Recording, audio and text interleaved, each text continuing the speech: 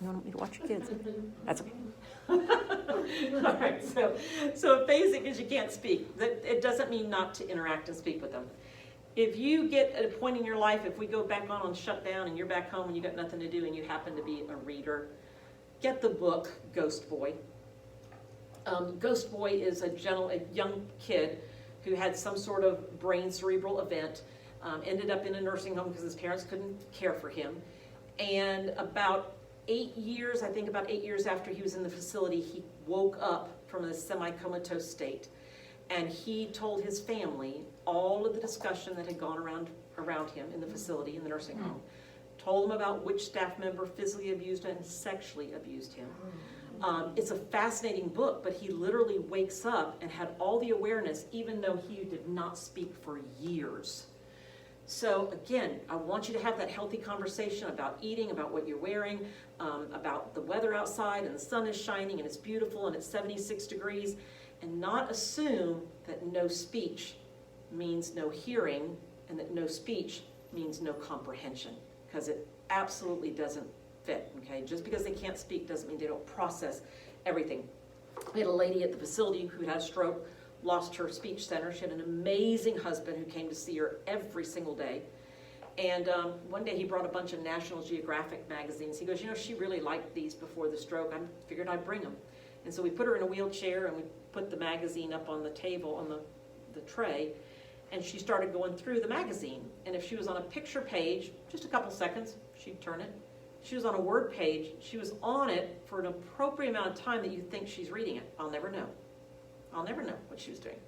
But the thought is, she could have still been reading that.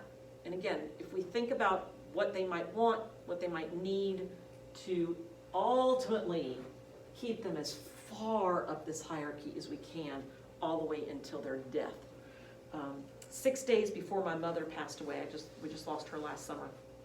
6 days before she passed away, one of my sons got married, and that was one of her bucket list things, that she wanted to at least live until she could be at the wedding. And so we got her all ready for the wedding, got her all fixed up, and got her hair all done, and we were running a little bit behind. And what I had done that day is I'd gotten a couple caregivers to kind of be in charge of helping her, because I'm the mother of the broom, I'm trying to get ready.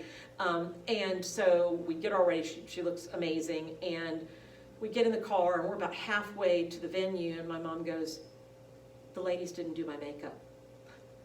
I said, "Mom, it's really okay." She said, "No, it's not."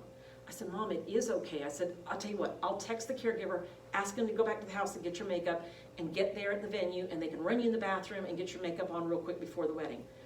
Well, she's sitting there about 10 minutes before the wedding, makeup's not there yet, 5 minutes before the wedding, makeup's not, and she is really upset. And and now, again, looking back on it, I was in a different moment being the mother of the groom, but I realized that was so important to her, for her to have a sense of self-esteem. Like, it was really important to her.